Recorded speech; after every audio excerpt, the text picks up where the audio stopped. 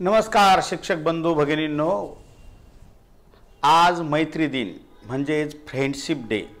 या friendship day निमित्त तुम्हाला लक्ष अशा शुभेच्छा। आई तुळजाभवानी तुम्हाला उदंड आयुष्य, आरोग्य, शक्ती, स्फूर्ती देवो आणि तुम्ही पाहिलेलं स्वप्न तुम्ही लवकरात लवकर ते पूर्ण करो। तर या फ्रेंडशिप डे निमित्त एक छानशी ऑफर घेऊन आलेलो आहे आम्ही तुम्हाला। तर आवर्जून हा व्हिडिओ शेवटपर्यंत बघा, लाईक करा, हे चॅनल सबस्क्राइब करा आणि हा व्हिडिओ इतर तुमच्या बांधवांपर्यंत पाठवा, कारण त्याच्या आयुष्यात नक्कीच बांधवांनो बदल होईल। ऑफर ही आहे की टीईटी आणि टेट ह्या परीक्षा दोन्ही वेगवेगळे आहे। शिक्षक होण्यासाठी अगोदर टीईटी म्हणजे शिक्षक पात्र असणं गरजेचं असतं, तो सिलेबस वेगळा आहे। आणि त्याच धर्तीवर बांधवांनो की ज्या परीक्षेमध्ये गणित आणि बुद्धिमत्तेला थोडं जास्त वेटेज असतं, ती परीक्षा ऑनलाईन असती, ती म्हणजे टेट। साधारणतः कुठेही जर तुम्ही टीईटीचा क्लास लावला तर 2,500 रुपये ते 3,000 रुपये त्याची फी असते आणि टेटचा जर क्लास लावला तर ते 5,000 ते 10,000 पर्यंत त्याची काय असते फी असते। मग 2017 असेल, 2023 असेल किंवा 2013 पासून बांधून आम्ही ह्या परीक्षांना काय करतोय, मार्गदर्शन करतोय। आमचे बुक सुद्धा मार्केटमध्ये आहे। तर तुम्हाला सांगायचं म्हणजे आज भरमसाठ ही फी आहे, परंतु खास आज या फ्रेंडशिप दिनाच्या औचित्य साधून ज्या एकत्रित जर आपण सरासरी बघितली महाराष्ट्रात जेवढे क्लास आहेत ती, तर त्यांची दोन्ही परीक्षेची मिळून 7,500 रुपये फी होती।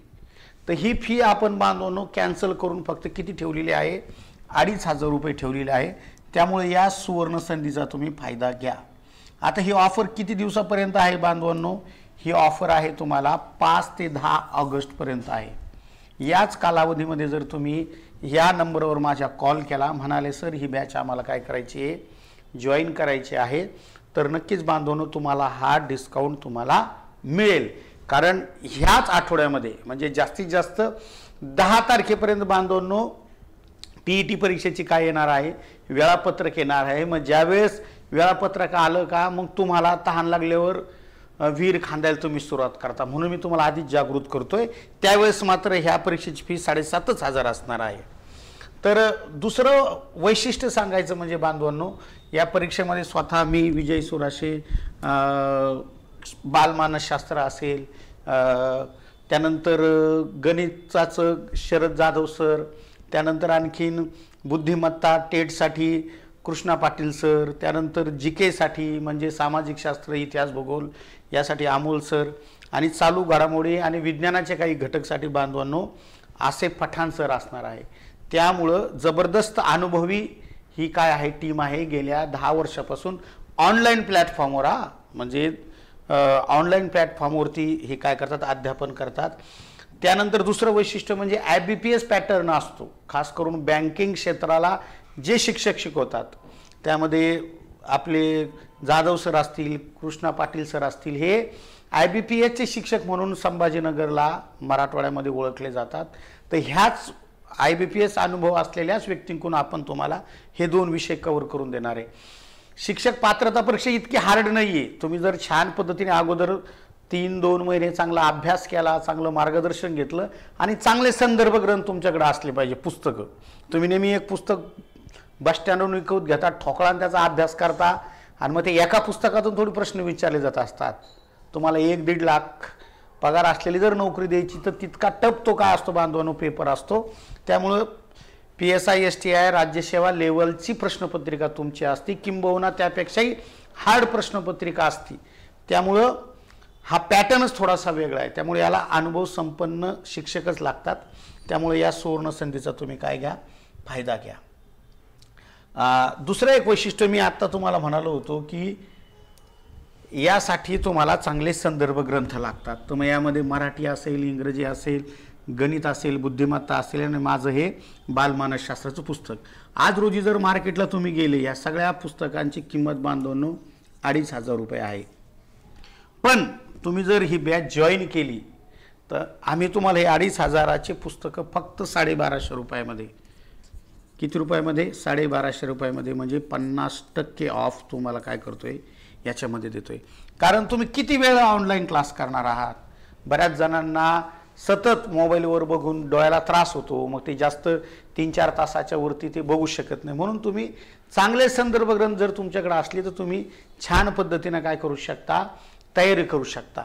आणि हे खास करून IBPS पॅटर्नचेच बांधवांनो नव्याने जी काही पद्धत आलेली आहे त्यानुसार तयार केलेले पुस्तक आहे. म्हणजे हे शिंदे सरांचं अगोदरचं पुस्तक आहे, पण आता हे नवीन पुस्तक आलेलं आहे. हे वसे सरांचं आधीचं पुस्तक आहे, हे नवीन आता IBPS पॅटर्नने काढलेलं आहे. तर हे माझं सुद्धा जे पुस्तक आहे हे ऑनलाईन परीक्षेमध्ये कशा पद्धतीने प्रश्न विचारले जातात त्यावर आधारित आहे. त्यामुळं नक्कीच ह्याही बॅचचा ह्याही पुस्तकांचा तुम्हाला काय होईल, फायदा होईल. दुसरं एक अत्यंत महत्त्वाचं सांगायचं म्हणजे की मागच्या वर्षी बांधवांनो महाराष्ट्रात सर्वाधिक जर शिक्षक कुठल्या संस्थेमध्ये जॉईन झाले असतील तर ते आपल्या संस्थेमध्ये जॉईन झालेले आहे. कारण आम्ही आज नाही शिकवत बांधवांनो, जवळपास 2013 पासून आम्ही काय करतोय, शिकवतोय. त्यामुळे विद्यार्थी जास्तीत जास्त बांधवांनो यश त्यांना कसं संपादित करायचं हा अनुभव आमच्याकडे असल्या कारणाने मुलांना घवघवीत असं यश आलेलं आहे. आता आम्ही सर्वजण काय म्हणू आपण त्याला लेखक आहोत, बऱ्याच दिवसापासून क्लास क्षेत्रात आहोत. त्यामुळे आम्ही नेहमी तामझाम करत नसतो. आता नवीन नवखे मुलं आलेत, खूप काय म्हणते त्याला ते TET पास आहे का नाही आहे हे देवाला माहिती, परंतु ते मात्र सोशल मीडियावरती त्यांचा काय असतो मोठा रेटा सुरू असतो. त्यामुळं बरेच बांधव नंतर फोन करतात की सर आम्हाला तुमचा क्लास माहितीच नव्हता, मग आता आम्ही इथं लावला, आता परत तुमच्याकडं क्लास लावायचा आहे.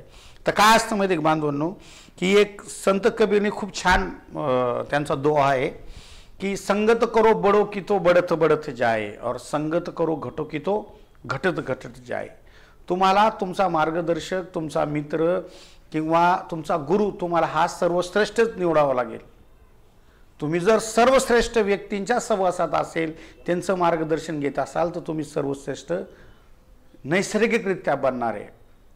कारण चमकणाऱ्या चकाकणाऱ्या गोष्टी ह्या थोड्या काळासाठी काय वाटतात, माणसाला आकर्षक वाटतात, परंतु जर त्याच्यात यश संपादित करायचं असेल तर तुम्हाला बांधवांनो योग्य मार्गदर्शनाचीच गरज असते.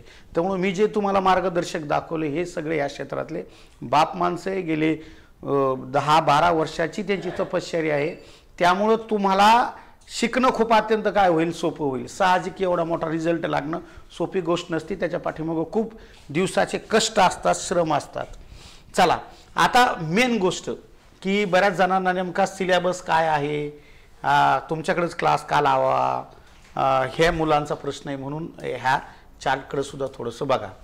हे आहे दिलीप सहस्त्रबुद्धे. ज्यावेळेस पहिली TET झाली होती त्यावेळेस मी त्यांच्याकडे गेलो होतो, म्हणजे आज नाही, 2013चा फोटो आहे हा. म्हणजे तेव्हापासून शिकवतो आम्ही. ह्या फोटो तुमच्या लक्षात यायला पाहिजे.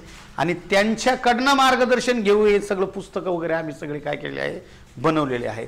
तसंच त्यांना संभाजीनगरमध्ये सुद्धा मी एकदा इन्व्हाइट केलं होतं की बा आमच्या विद्यार्थ्यांना मार्गदर्शन करा की नेमकं TETच्या अभ्यासामधून तुम्हाला काय अपेक्षित आहे, त्या शिक्षकामध्ये कुठले स्किल, कुठलं ज्ञान असलं पाहिजे.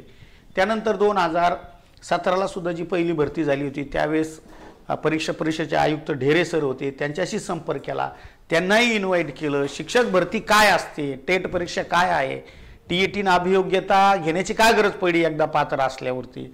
तर बांधवांनो त्यांच्याकडून मार्गदर्शन घेऊन शिक्षक भरतीचं परत आम्ही नव्याने पुस्तक काढले. आता 2023च्या काळात सुद्धा माझ्या पुस्तकाचं प्रकाशन स्वतः शिक्षण मंत्र्यांच्या हस्ते मंत्रालयात केलं.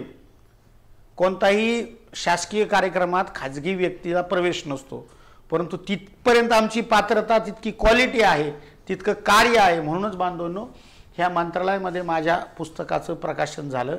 आणि एका शिक्षकासाठी ती एक खूप मोठी अभिमानाची गोष्ट असते की आपल्या खात्याचा जो काही सर्वोच्च पदाचा व्यक्ती आहे त्याच्या हातून आपल्या पुस्तकाचं प्रकाशन होणं ही खूप मोठी गोष्ट असते. तेही शासकीय कार्यक्रमात आणि मंत्रालयामध्ये की जिथं जायला आपल्याला पास लागतो तेवढ्याच वेळात आपल्याला परत खाली यावं लागतं. त्या इमारतीमध्ये आपल्या पुस्तकाचं प्रकाशन होणं एक लेखकासाठी अभिमानाची गोष्ट असते. त्यामुळे हे सगळं बघता तुमच्या लगेच लक्षात येईल. दुसरी एक गोष्ट मी तुम्हाला म्हणलो होतो की शिक्षक भरतीमध्ये IBPS पॅटर्न ऑनलाईन परीक्षा असते. मग आता सध्या महाराष्ट्रामध्ये IBPS काय करते, बँकिंगच्या परीक्षा घेते. मग तुमच्या क्लार्क असेल, तुमचा मॅनेजर असेल किंवा इतर सुद्धा जे काय वेगवेगळ्या मोठ्या पदाच्या परीक्षा हे आता TCS आणि IBPS घेते. मग महाराष्ट्रामध्ये एक मोठी नावाजलेली संस्था आहे पहा, संकल्प एज्युकेशन नावाची. तर ह्या संकल्प एज्युकेशनचा खूप मोठा काय आहे रिझल्ट आहे महाराष्ट्रात. नंबर 1 जर सर्वाधिक जर बँकर्स कुठून बनत असतील तर ते ह्या संकल्प एज्युकेशनमधून बनतात. तर त्या संकल्प एज्युकेशनमध्ये आपले जाधव सर काय आहे बांधवांनो, मॅथ शिकवण्याचं काम करतात. हे तुम्हाला या ठिकाणी जाधव सर दिसतील. तर एवढे मोठी अनुभव असलेली संस्थासुद्धा आपल्यासोबत आहे, तिथले मार्गदर्शकसुद्धा आपल्यासोबत आहे, तेही तुम्हाला वेळोवेळी मार्गदर्शन करणार. आणि मॅथसारखा आता जबरदस्त हा विषयसुद्धा स्वतः सर घेत असल्यामुळे सरांना जबरदस्त त्याचा काय आहे अनुभव आहे. तुम्हाला जर हे सगळं डेमो लेक्चर बघायचे असतील तर तुम्ही आवर्जून माझ्या या यूट्यूब चॅनलवरती जा, विजय सुराशे. ते चॅनल सबस्क्राईब करा, त्याच्या शेजारचं बेल आयकॉन बटनसुद्धा दाबा की जेणेकरून तुम्हाला जास्तीत जास्त वेळोवेळी मोफत काय मिळत जाईल, माहिती मिळत जाईल. तर हे होतं बांधवनं आमच्या या क्लासचं वैशिष्ट्य. तर आता आपण काय करूया नेमकं की TET पास होण्यासाठी काय करावं लागतं. तर आवर्जून माझ्याकडे काय करा, लक्ष द्या. काय बघा, तुम्ही DED BEDला असताना एक चॅप्टर शिकले होते पहा मूल्यमापनामध्ये की संविधान तक्ता असतो, एक घटक उपघटक आणि ज्ञान आकलन आणि उपयोजन यांचा मेळ करून बांधवांनो एक संविधान तक्ता तयार केला जात असतो. आणि दरवेळेस कुठले कौशल्य कुठल्या गोष्टी ह्या विद्यार्थ्यांमध्ये असल्या पाहिजे की जेणेकरून तो सर्वश्रेष्ठ बनेल. तर त्याच्या अनुषंगाने बांधवांनो गेल्या मागच्या 2013 ते 2021 या कालखंडात जेवढ्या काय 8-9 परीक्षा झालेल्या आहे त्या परीक्षेचं बांधवांनो या ठिकाणी काय केलं आहे, अवलोकन करून हा तक्ता बनवलेला आहे. तर बघा, आपण जर बघितलं पेपर 1 आणि पेपर 2 असे 2 वेगवेगळे काठिण्य पातळी असलेले काय पेपर आहे. 3 पेपर याच्यामध्ये सारखेच असतात. यामध्ये मराठी असेल, इंग्रजी असेल आणि बालमानसशास्त्र. तर फक्त गणित आणि विज्ञान आणि इतिहास भूगोल हे पेपर थोडेसे बदलतात. तर या सगळ्या पेपरची काठिण्य पातळी जर आपण बघितली तर पहिला पेपर हा दुसऱ्या पेपरच्या तुलनेत थोडासा काय आहे, सोपा आहे. आता हे सोपा काय आहे आपल्याला बघतं. ज्ञान म्हणजे काय, जे बांधवांनो तुम्ही जे डोळ्यांनी दिसतं, कानांना ऐकू येतं आणि जे 1 लाईनमध्ये असतं, साध्या भाषेत सांगायचं की त्याला आपण ज्ञान म्हणू. तर हे ज्ञानावर आधारित किती प्रश्न असतात, असे 15. मग आकलन काय असतं बांधवांनो, ते थोडंसं काय असतं, अमूर्त संकल्पना असती ती तुम्हाला आकलन करून घेऊन तुम्हाला काय करायची असती, सोडवायची असते. असे किती प्रश्न याचे त्याच्यावरती 10. आणि उपयोजनात्मक म्हणजे काय, जे तुम्ही ज्ञान आणि आकलन तुम्हाला झालेलं आहे तुम्ही ते किती विद्यार्थ्यांपर्यंत काय करू शकता, नेऊ शकता किंवा स्वतः किती उपयोगात आणू शकता, असे प्रश्न बांधवांनो असते 5. मग आपण जर पूर्ण याची बेरीज केली तर 30 क्वेश्चन झाले. हा प्रश्न फक्त सोडवणे सोपा आहे, हे 2 बांधवांनो 15 मार्क सोडवणे थोडंसं कठीण आहे. म्हणून आता हा पेपर थोडासा मुलांना सोपा जातो. यामध्ये मराठी असेल, गणित असेल, इंग्रजी असेल, बालमानसशास्त्र असेल, इतिहास भूगोल असेल, सगळे. आपण जर इतिहासासारखा छोटा प्रश्न बघितला तर काय, महात्मा गांधीजीचा जन्म कुठे झाला, असा जर प्रश्नाचं जे उत्तर आहे बांधवांनो ते ज्ञानावर आधारित आहे. त्यानंतर आकलन जर म्हणलं खालीलपैकी महात्मा गांधीजींच्या संदर्भातील कोणते विधान योग्य आहे, मग यासाठी तुम्हाला पूर्ण महात्मा गांधीचा अभ्यास लागतो. आणि जर ते उपयोजनावर जर म्हटले बांधवांनो की महात्मा गांधीजींच्या जेवढ्या काही घडामोडी आहे किंवा जे काही त्यांचे आंदोलन आहे आणि ज्या तारखा आहे त्यांचा योग्य काय लावा, क्रम लावा किंवा त्या आंदोलन योग्य क्रमाने लावा, याला उपयोजनच लागत असतं. त्यामुळे अशा पद्धतीचे प्रश्न बांधवांनो यामध्ये काय केले जातात, विचारले जातात की घटक तोच आहे परंतु प्रश्न प्रकार बदलतो. बऱ्याच जणांना काय वाटतं की मी मागचे प्रश्न वाचल, मागचे MCQs काय करल, पाठ करल आणि मी पास होईल. अजिबात नाही. बरेच यूट्यूब चॅनलला सुद्धा तसं सुरू आहे सध्या. ते मागचे प्रश्न रिपीट होत नाही. आता मी 2010 पासून बांधून या क्षेत्रात आहे. 2010ची भरती असेल, 13ची असेल, त्यानंतर 17ची असेल, 23ची असेल, प्रश्न रिपीट होत नाही. उगा 10% प्रश्न रिपीट होतात. त्यामुळे तुम्ही मागच्या प्रश्नाचा फक्त कसा अभ्यास करावा की त्याची काठिण्य पातळी काय आहे, कशा पद्धतीने प्रश्न येतात. तुम्ही जर नुसतं त्याच्यावरच फोकस केलं तर तुम्ही नापास होणार, हे त्रिकालबाधित सत्य आहे. आपण जर दुसरा पेपर बघितला तर इथं बांधवांनो ज्ञानावर आधारित प्रश्नांची संख्या कमी होऊन ती किती झालेली आहे, आता 5 झालेली आहे. आकलनाची संख्या इथं काय झालेली वाढलेली आहे आणि उपयोजनावरची संख्या सुद्धा काय झालेली आहे वाढलेली आहे. त्यामुळे जेवढे काही सेकंड पेपरवाले सावधान, तुमचा पेपर म्हणावा तितका सोपा नाही. इथं काठिण्य पातळी थोडी हाय लेवलची असते. त्यामुळं आवर्जून काय करायचं तुम्हाला बारकाईनं काय करायचं आहे अभ्यास करायचा आहे. आता इकडं बघा, हा तुमचा पहिल्या पेपरचा सिलेबस आहे. विषय सगळे कंपल्सरी असतात. CTET सारखे इथं तुम्हाला एखादा विषय गाळता येत नाही. मग यामध्ये बालमानसशास्त्र असेल, मराठी असेल, इंग्रजी असेल, गणित असेल आणि परिसर अभ्यास. आता बऱ्याच जणांना परिसर अभ्यास म्हणजे काहीच कळत नाही. परिसर अभ्यास म्हणजे बांधवांनो 1ली ते 5वीचा विषय. मग यामध्ये कोणते 3 विषय येणार आहे? यामध्ये पहिला येत असतो इतिहास, दुसरा येत असतो भूगोल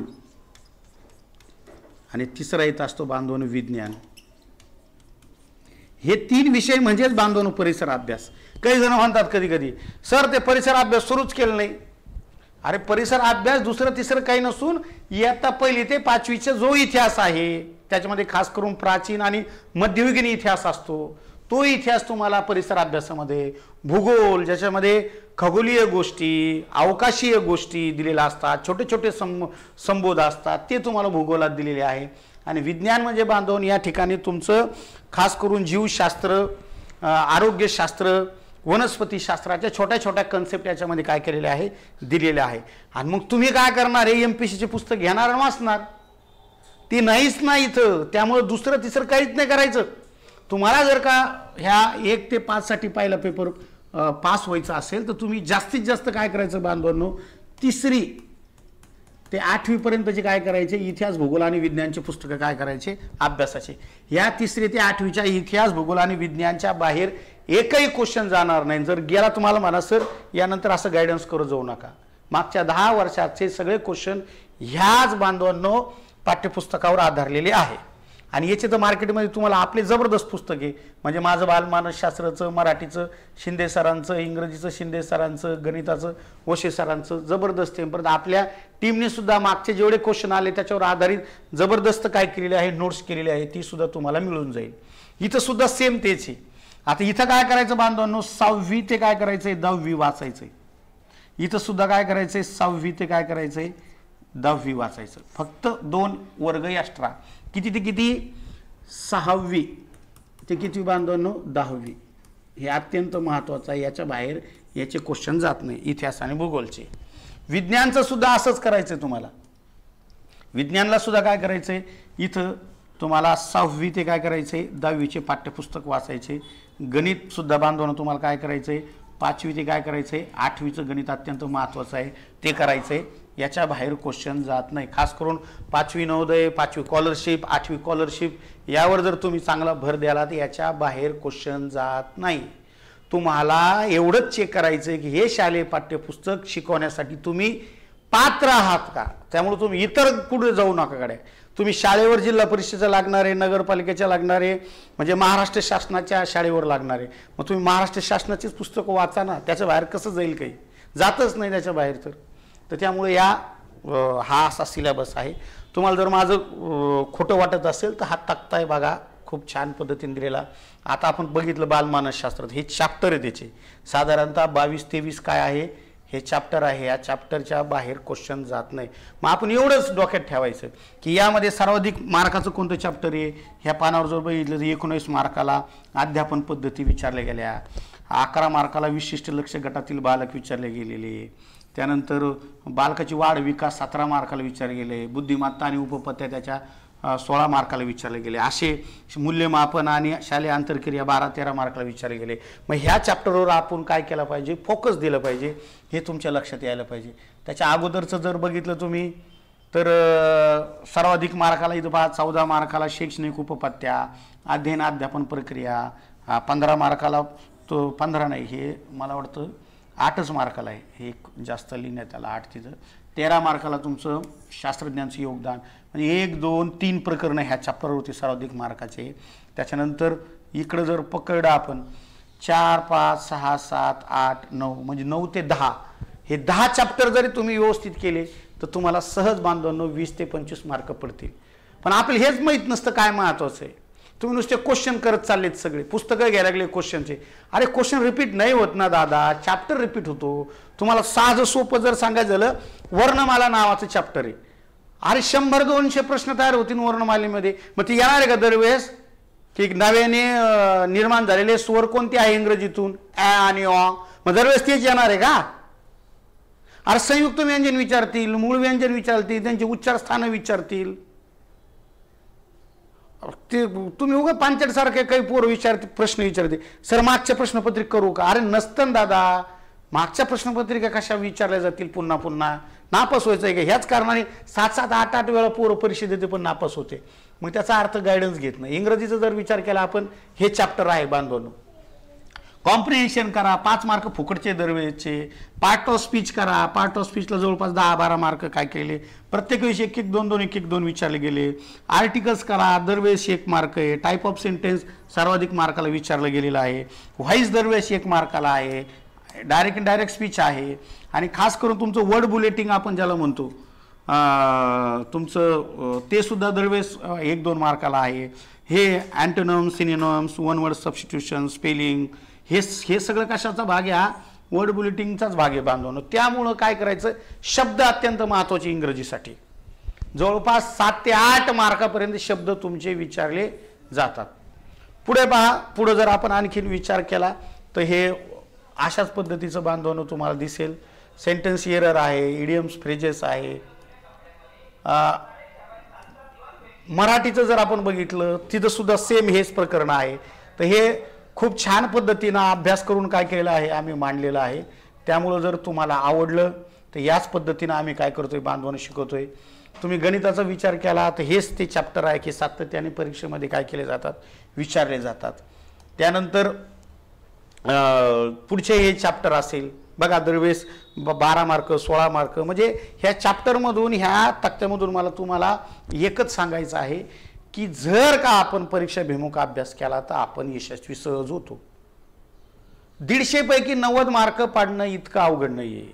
मी आत्ता 2021 पासून मध्ये TET होत नव्हती म्हणून CTETच्या मुलांना शिकवायचो. तर जवळपास 200-300 मुलं माझ्याकडे बांधव नेहमी असतात.